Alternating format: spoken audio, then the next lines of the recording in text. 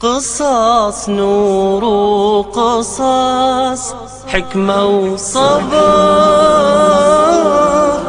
أساميهم لنا خير وعطار. نبتدي بآدم خليفة ربنا، وفي محمد ننتهي خير البشر. قصص نور وقصص حكمة وصبر، أساميهم لنا خير وعطر. نبتدي بآدم خليفة ربنا، وفي محمد ننتهي خير البشر. بسم الله الرحمن الرحيم. أيها الإخوة والأخوات، السلام عليكم ورحمة الله وبركاته. أهلا وسهلا بكم من جديد في حلقة من برنامج قصص الأنبياء. لازلنا وإياكم نتحدث عن الخليل، عن إبراهيم عليه السلام، عن أبي الأنبياء، عن هذا النبي الرسول الذي اتخذه الله عز وجل خليلا، والخلة أعلى درجة في المحبة. كلنا نذكر في الحلقة الماضية لما تكلمنا عن إبراهيم الخليل أنه بنى البيت مع ابنه إسماعيل، هذا الابن الذي انتظره إبراهيم سنين طويلة، عمرا مديدا. هذا الابن الذي أمره الله عز وجل أن يذبحه، فلما نجح في الاختبار نجاه الرب عز وجل. هذا الابن لما كبر ذكر له إبراهيم أن الله عز وجل أمرني أن أبني بيتا فهل تعينني؟ فأعانه. وإذ يرفع إبراهيم القواعد من البيت وإسماعيل ربنا تقبل منا إنك أنت السميع العليم. فلما بني البيت واكتمل، الله عز وجل أمر إبراهيم بأمر، قال يا إبراهيم أذن. قال أؤذن بما يا رب؟ قال أذن في الناس بالحج، أذن ليسمعك البشر كلهم وليحجوا إلى هذا البيت وليزوروا هذا البيت. فقال إبراهيم الخليل عليه السلام، قال يا ربي ومن يسمعني؟ كيف أوصل صوتي للبشرية كلها؟ قال الله عز وجل يا إبراهيم عليك النداء وعلينا البلاغ، نحن نبلغ صوتك للناس فقط، أذن ونادي يا إبراهيم. وفعلا قام إبراهيم الخليل على جبل ثم أذن وقال أيها الناس إن الله عز وجل قد فرض عليكم الحج فحجوا. يقول ابن عباس فأسمع الله عز وجل الناس كلهم، بل أسمع كل ما بين السماء والأرض، بل أسمع النطف في أصلاب آبائها وفي أرحام أمهاتها، بل إلى اليوم يسمع الناس نداء إبراهيم الخليل وأذن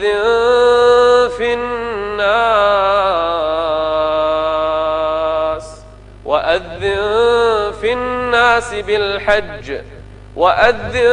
الناس بالحج يأتوك رجالا. سيأتي الناس مشيا على الأقدام رجالا، وعلى كل ضامر، على الحيوانات الضامرة، على الإبل، على الخيول، على ما يركب عليها، يأتون يقصدون بيت الله الحرام. يا إبراهيم أذن، والإجابة من الله عز وجل، والله عز وجل سيهدي قلوب الناس إلى هذا البيت. وأذن في الناس بالحج يأتوك رجالا وعلى كل ضامر يأتين من كل فج عميق ليشهدوا منافع لهم ويذكروا اسم الله. إلى اليوم يستجيب الناس لأذان إبراهيم الخليل، إلى اليوم يخرج الناس من أمريكا ومن جنوب أفريقيا ومن أستراليا ومن روسيا ومن أوروبا ومن العالم كله يحجون هذا البيت يقولون لبيك اللهم لبيك، لبيك لا شريك لك لبيك، إن الحمد والنعمة لك والملك لا شريك لك. وأذن في الناس بالحج يأتوك رجالا وعلى كل ضامر يأتين من كل فج عميق. ها هم الناس يتبعون الحنيفية السمحة دين إبراهيم الخليل، يحجون بيت الله الحرام، يطوفون بالبيت 7، يسعون بين الصفا والمروة، يتذكرون إسماعيل، وهم يرمون الجمار يتذكرون الخليل إبراهيم، وهم يذبحون الهدي والأضاحي يتذكرون إبراهيم عليه السلام كيف فعل هذا النسك وكيف تأسى الناس بإبراهيم الخليل. إنه إبراهيم بنى البيت وأذن في الناس، وها هم الناس إلى هذه اللحظات يحجون إلى بيت الله الحرام.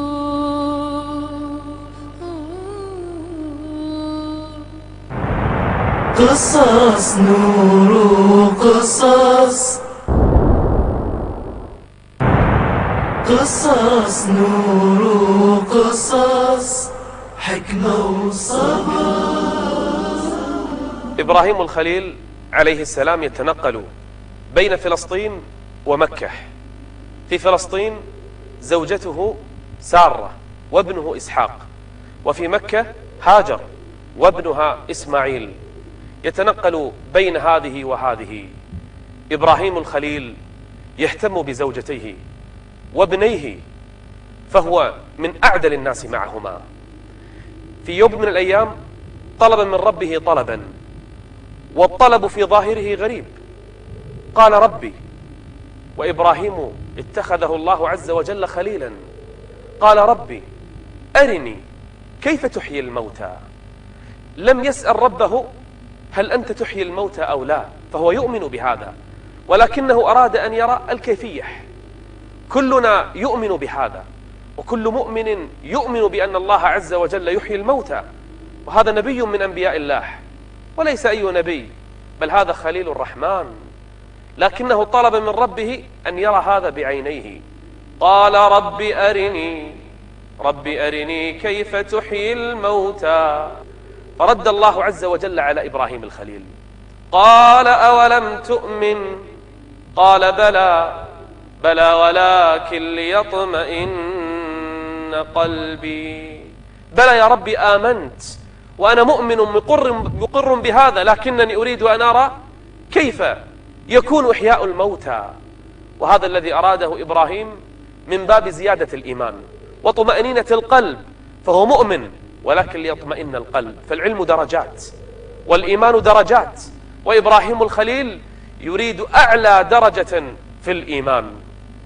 فذكر الله عز وجل له أمرا، قال يا إبراهيم ائت ب4 من الطيور، ائت ب4 من الطيور فاذبحهن، فإذا ذبحت ال4 قطعهن قطعا، الرجلين، المنقار، الريش، الجلد، اللحم، فتت الطير كله، ثم اخلط ال4 الطيور بعضها ببعض. ولكم أن تتخيلوا طيورا 4 تذبح ثم تقطع ثم تخلط بعضها ببعض، كيف ترجع مرة أخرى، كيف تعاد مرة أخرى، ولو بغير حياة، ولو بغير روح. كيف يستطيع كل الأهل الأرض أن يجمعوا كل طير أجزاؤه لوحدها؟ أكثر من هذا. قال يا إبراهيم أرأيت هذه الجبال؟ أرأيت هذا الجبل البعيد وهذا الجبل البعيد وهذا الجبل البعيد؟ خذ هذه الأجزاء المختلطة، دماء وريشا ولحما وعظما ورجلا، كلها بعد أن خلطتها الطيور ال4، خذ أجزاء منها واجعلها على رؤوس الجبال. فإذا بإبراهيم الخليل يذبح 4 من الطيور، ثم يقطعهن، ثم يخلطهن، ولم يبق فيهن حياة، بل الجسد ذهب، بل أجساد الطيور اختلطت ببعضها البعض. ثم ذهب إلى الجبال البعيدة ووضع على كل جبل جزءا من هذه الطيور، وعلى هذا الجبل جزءا من هذه الطيور، وعلى ذلك الجبل البعيد، وعلى هذا الجبل البعيد، ووزع الطيور بين هذه الجبال. ثم قال الله عز وجل لإبراهيم: نادي يا إبراهيم، نادي هذه الطيور. وإذ قال إبراهيم رب أرني كيف تحيي الموتى قال أولم تؤمن قال بلى ولكن ليطمئن قلبي قال فخذ 4 من الطير فصرهن إليك، قطعهن فتتهن ثم اخلطهن ببعضهن البعض. قال فخذ 4 من الطير فصرهن إليك ثم اجعل على كل جبل منهن جزءا، على هذا الجبل، على هذا الجبل، على ذاك الجبل، على هذا الجبل. ووزعها إبراهيم الخليل. ثم قال الله عز وجل له: ثم ادعهن. فقام إبراهيم الخليل ينادي على هذه الجبال، ينادي الطيور الميتة المقطعة التي ذهبت وضاعت أجسادها الآن. ناداها إبراهيم الخليل: أيتها الطيور ائت إلي الآن بأمر الله عز وجل. وإذا بالريش يجتمع مع ريش الطير نفسه، والجلد يذهب إلى جلد الطير نفسه، الدماء، اللحم، الريش، المنقار، الأرجل، أجساد الطيور بدأت تتجمع بعضها مع بعض حتى اكتملت الأجساد 4. فإذا بالطير يعاد إليها الروح مرة أخرى. ثم ادعهن يأتينك سعيا. وإذا بالطيور 4 تطير في السماء وتتوجه إلى من؟ إلى الخليل، إلى إبراهيم عليه السلام. الطيور 4 مكتملة الأجساد نفخ فيها الروح، عادت لتطير مرة أخرى وترجع إلى من؟ إلى إبراهيم. يا الله، أي معجزة هذه أراها الله إبراهيم. ثم ادعهن يأتينك سعيا واعلم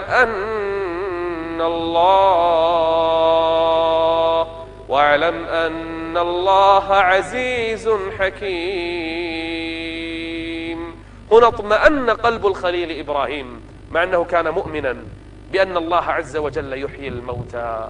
وإذ قال إبراهيم رب أرني كيف تحيي الموتى قال أولم تؤمن قال بلى ولكن ليطمئن قلبي قال فخذ 4 من الطير فصرهن إليك ثم اجعل على كل جبل منهن جزءا ثم ادعهن يأتينك سعيا واعلم أن الله عزيز حكيم. ظل إبراهيم الخليل عليه الصلاة والسلام يدعو إلى الله عز وجل في الأرض. في فلسطين دعوته قائمة، في مكة يأتي أيضا ويدعو إلى الله عز وجل تلك القبيلة العربية التي سكنتها، يعلمهم دين الله، يعلمهم الحنيفية السمحة، توحيد الله جل وعلا، حتى كبر به السن وجاءت لحظة الوفاة. وفاة من؟ وفاة إبراهيم الخليل، أعظم الأنبياء بعد نبينا، خليل الرحمن. إنه إبراهيم، إنه أبو الأنبياء. الله عز وجل اصطفى الناس مرات، فقد اصطفاهم بآدم، واصطفاهم بنوح، ثم اصطفاهم بإبراهيم، فلم يأتي نبي بعده إلا من ذريته.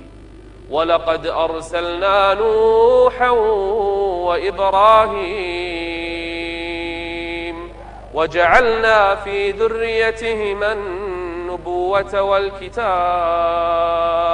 فلما توفى الله عز وجل إبراهيم الخليل جعله عند البيت المعمور، كما أنه بنى الكعبة جعل الله عز وجل كعبة في السماء سماها البيت المعمور، تحج إليها الملائكة كل يوم، تزورها 70,000 ملك لا يرجعون إليها مرة أخرى. أما إبراهيم فهو مستند ظهره عند هذا البيت كرامة له، كما أنه بنى البيت في الأرض فإن الله جعله عند بيت السماء. وما من طفل يموت من أهل الإيمان إلا ويجتمع بإبراهيم الخليل حتى تقوم الساعة وطويت صفحة من صفحات الأنبياء إنه إبراهيم الخليل عليه الصلاة والسلام.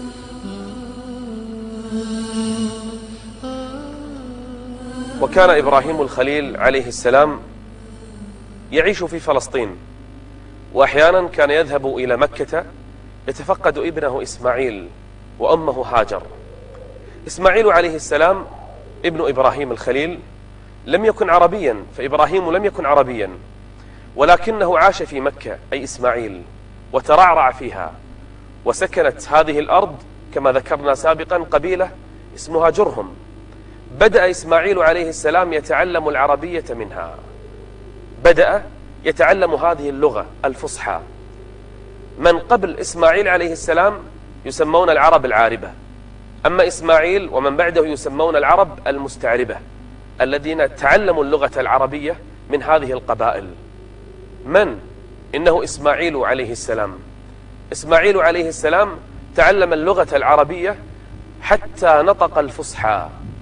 وكان إسماعيل عليه السلام يتربى ويعيش في مكة ويتعلم العادات، ويقال أنه أول من نطق العربية الفصحى من العرب المستعربة، وأول من ركب الخيل، روض الخيل وتدرب عليها وصار يركبها في الجهاد في سبيل الله. ومن بعده تعلموا ركوب هذا الخيل، بل إن الخيل كما ذكر النبي صلى الله عليه وآله وسلم معقود في نواصيها الخير إلى يوم القيامة. عاش إسماعيل في مكة وتربى فيها، وكان أبوه يمر عليه يبني البيت ويؤمر بذبحه. وقصص أخرى حصلت مع إسماعيل مع أبيه حتى تزوج من قبيلة جرهم، وقيل من العماليق. تزوج إسماعيل عليه السلام، وكان من صفاته ومن عاداته كما قيل أنه كان صادق الوعد. إسماعيل لو وعد أي إنسان في أي وقت فإنه يلتزم بوعده ولا يتحرك من مكانه ولو غربت الشمس.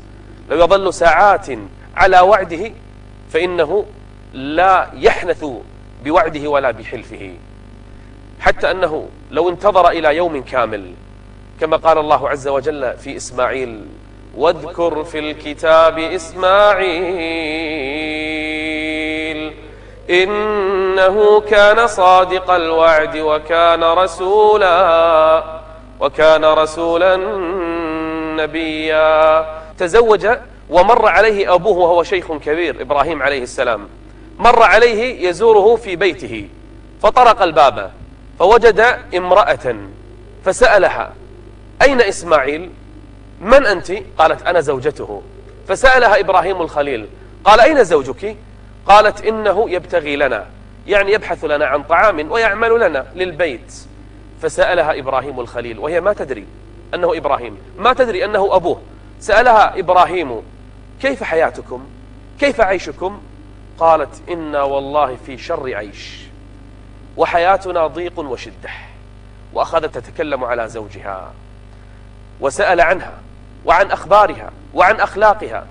فلما انتهت من إجاباتها قال لها: إذا جاءك زوجك فأقرئيه مني السلام، ثم قولي له: غير عتبة بابك. ما تدري ماذا يقصد بالعتبة. وذهب إبراهيم الخليل ورجع إلى بلده. فلما جاء إسماعيل قالت له زوجته: جاء رجل يسأل عنك وعنا. قال: كيف هو؟ فوصفته فعرف أنه أبوه.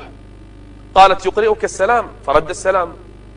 قالت: ثم قال لك: غير عتبة بابك. ففهم نبي الله إسماعيل أن أباه يأمره بتطليق زوجته لأنها امرأة غير صالحة، فطلقها. ثم بعد زمن تزوج أخرى، وفي مرة من المرات جاء إبراهيم الخليل إلى بيت إسماعيل ابنه في مكة فسلم. قال: من أنت؟ قالت: أنا زوجته. قال: أين هو؟ قال: يبتغي لنا. فقال لها: وكيف حياتكم؟ قالت: إنا بخير والحمد لله، نعيش بنعمة ورخاء وكان المال والزاد قليلا، لكنها تشكر نعمة الله عز وجل. فسأل عنها إبراهيم الخليل فعرف أنها امرأة صالحة، ثم قال لها عليه السلام، قال: إذا جاءك ابنك أو زوجك فقولي له، قولي يقرئك السلام فلان ابن فلان، أي أبوه. ثم قال لها: قولي له أن ثبت عتبة بابك، وهي ما تدري ما معنى العتبة. ذهب إبراهيم الخليل، ثم عاد إسماعيل فإذا بها تقول: إن رجلا اسمه فلان جاء يسأل عنك، قال: إنه أبي. قالت: يقرئك السلام، ورد السلام. ثم قالت له: يقول لك ثبت عتبة بابك. فإذا به يقول: يقصد أن أبقى معك وتبقين معي. عاش إسماعيل عليه السلام في مكة، وكان نبيا عربيا مستعربا، وتعلم من بعده العربية، وهو جد نبينا محمد صلى الله عليه وآله وسلم، وكان يأمر أهله بالصلاة والزكاة، وكان عند ربه مرضيا. الله عز وجل ذكر وصف إسماعيل وأخلاق إسماعيل في القرآن. توفي إسماعيل عليه السلام في مكة، ودفن كما قيل هناك، وقيل عند الكعبة، والله أعلم بمكان موته هذا ابن إبراهيم الخليل. أسأل الله عز وجل أن يحشرنا معه.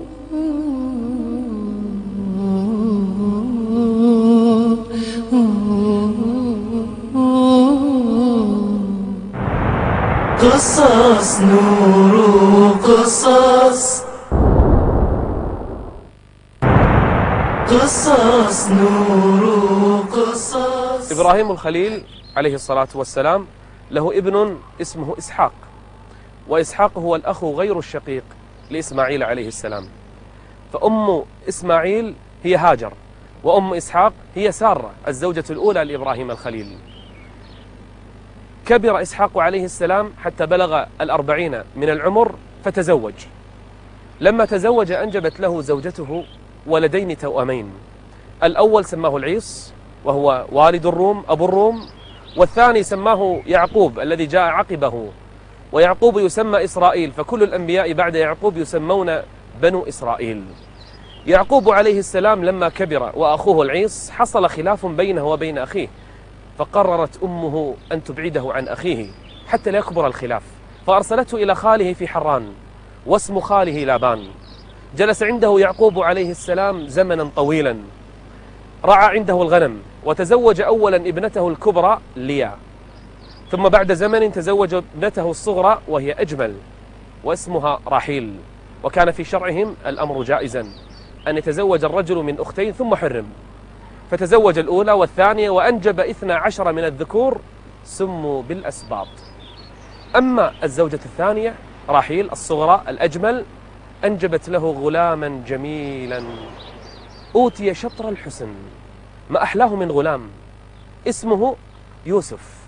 فيوسف هو الكريم، ابن الكريم، ابن الكريم، ابن الكريم. يوسف ابن يعقوب، ابن إسحاق، ابن إبراهيم، أنبياء، ذرية بعضها من بعض.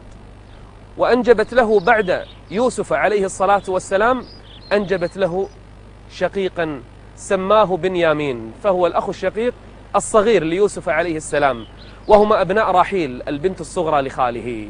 ظل 20 سنة يعقوب عليه السلام مع خاله، ثم قرر أن يعود مرة أخرى إلى بلاد أبيه في بلاد كنعان بلاد جده. قرر أن يرجع مرة أخرى إلى أخيه العيص وإلى أبيه الكبير بالسن. وفي طريقه مع نسائه ومع أولاده ومع بناته، وهو في طريقه إذا به يجلس في منطقة تسمى أورشليم التي تسمى القدس هذه الأيام. أورشليم بنى فيها يعقوب عليه السلام بيتا لعبادة الله عز وجل سمي بيت المقدس، ذلك البيت الذي جعل الله عز وجل مكانه مباركا. ويعقوب عليه السلام لما عاد إلى بلاده ووجده العيص استبشر بقدومه، فقد غاب 20 سنة. قال: يا أخي، من هؤلاء الأولاد والبنات والنساء؟ من هؤلاء؟ قال: إنهم أهلي. قال: إنهم أهلي، هؤلاء أهلي، غاب عنهم 20 سنة. وجد أباه قد كبر بالسن وبلغ من الكبر عتيا، إسحاق عليه الصلاة والسلام، ووجد أمه في ذلك الوقت، وأبوه لما كبر سنه قد ضعف بصره. جلس يعقوب عليه السلام مع أخيه العيص يبران أبيهما إسحاق عليه الصلاة والسلام حتى توفي ودفن. ثم بعد يعقوب جاء نبي الله يوسف عليه الصلاة والسلام. يوسف الذي أوتي شطر الحسن، إنه ابن يعقوب عليه الصلاة والسلام، فالذرية كلها أنبياء.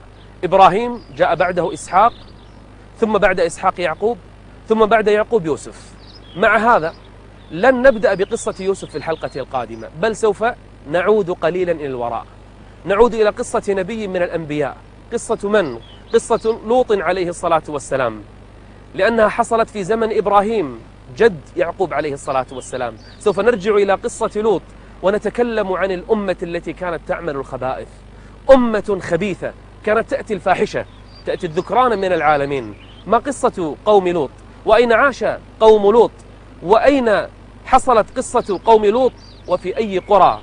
وماذا فعل معهم لوط عليه الصلاة والسلام؟ وما الذي حدث بينه وبين قومه؟ وما الذي فعله الله عز وجل بهم؟ وهل عاقبهم الرب جل وعلا؟ وكيف كانت عقوبة قوم لوط؟ إنها العقوبة الكبرى التي لم تمر على أمة من الأمم، فكيف كانت عقوبتهم؟ هذا موضوع حديثنا إن شاء الله في الحلقة المقبلة. حتى نلقاكم، استودعكم الله والسلام عليكم ورحمة الله وبركاته. قصص نور قصص. أنتم أول من سن هذه السنة، وأنتم خالفتم فطرة الله عز وجل. بلد المتعة، بلد الشهوات، بلد الرذيلة، حتى زوجته لم تؤمن به. أمة قذرة، أمة فاحشة. الأبصار قد ذهبت، العيون قد طمست، بدأ العذاب يحل بهم، الحجارة بدأت تنزل من السماء، دمرهم الرب عز وجل وعذبهم الله جل وعلا. ضاعت الأمة، دمرت القرى، لم يبق الله عز وجل لهم أثرا. قصص نور قصص، حكمة وصبر، أساميهم لنا خير وعطر. نبتدي بآدم خليفة ربنا، وفي محمد ننتهي خير البشر.